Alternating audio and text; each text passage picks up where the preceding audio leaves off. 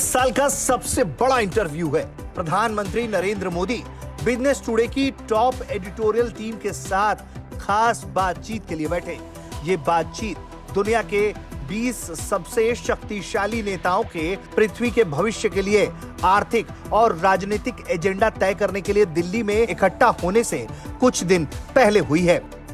और उस समूह के अध्यक्ष के रूप में, जिसका दुनिया की 85% अर्थव्यवस्था पर नियंत्रण है, ये भविष्य का एजेंडा प्रधानमंत्री मोदी ही तय कर रहे हैं। दिल्ली को सुंदर बनाया जा रहा है। अगले महीने 2 दिवसीय G20 वैश्विक शिखर सम्मेलन के लिए शहर भर में नए नए काम तेजी से किए जा रहे हैं। ये शिखर सम्मेलन भारत को एक उभरती हुई आर्थिक महाशक्ति के रूप में दर्शा देगा, जिसमें हालिया आंकड़ों और रिपोर्टों में इसे एक ताकत के रूप में दर्शाया जाएगा। ये उभरता हुआ भारत ही प्रधानमंत्री नरेंद्र मोदी के साथ एक्सक्लूसिव बिजनेस टुडे के इंटरव्यू का केंद्र बिंदु था।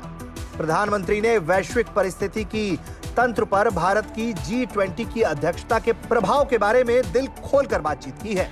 राहुल कंवल, सिद्धार्थ जराबी और सौरभ मजूमदार की शीर्ष संपादकीय टीम के साथ बिना किसी रोक टोक के बातचीत में प्रधानमंत्री ने कई मुद्दों पर भारत द्वारा निभाई जा रही सक्षम भूमिका के बारे में बताया है। 40 मिनट से भी लंबे इस इंटरव्यू में बड़ी बात यह है कि भारत के नेतृत्व में G20 किस तरह से बदल गया है। अक्सर हाशिए पर रखे गए ग्लोबल साउथ की आवाज बनकर उभरने की तैयारी है। प्रधानमंत्री मोदी के मुताबिक शिखर सम्मेलन वैश्विक समस्याओं का समाधान खोजने के लिए पहली बार विकसित और विकासशील देशों को एक साथ लाएगा। प्रधानमंत्री मोदी ने अफ्रीकी संघ को G20 में शामिल कराने पर भी जोर दिया है।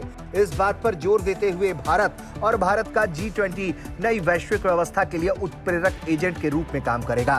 भारत इतिहास के साथ तालमेल बिठाने के लिए अपनी G20 की अध्यक्षता को अपनी बढ़ती ताकत के साथ जोड़ता है। ये काम चुनौतीपूर्ण है और बेहद गंभीर मुद्दों से परिपूर्ण है, जिन पर वैश्विक ध्यान देने की जरूरत है। दुनिया भर के देश कोविड-19 महामारी और रूस यूक्रेन युद्ध के दोहरे झटके से हुए नुकसान की भरपाई करने की कोशिश कर रहे हैं। इस वक्त दुनिया धीमी वृद्धि, उच्च मुद्रास्फीति, बढ़ती सामाजिक आर्थिक असमानताओं और एक्सट्रीम मौसम संबंधी घटनाओं की नई सामान्य स्थिति के साथ भी तालमेल बिठाने की कोशिश कर रही है।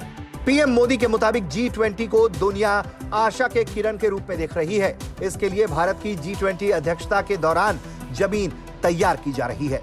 पीएम मोदी ने चेतावनी भी दी है कि कुछ ताकतें ऋण संकट को भड़का के और दूसरे देशों की मजबूरी का फायदा उठाकर उन्हें लोन के जाल में फंसाकर गलत फायदा उठा रही हैं।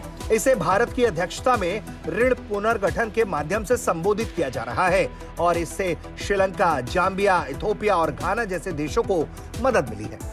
साथ लोक कल्याण मार्ग पर प्रधानमंत्री के कार्यालय में इस खास बातचीत में प्रधानमंत्री बेहद सहज दिख रहे थे।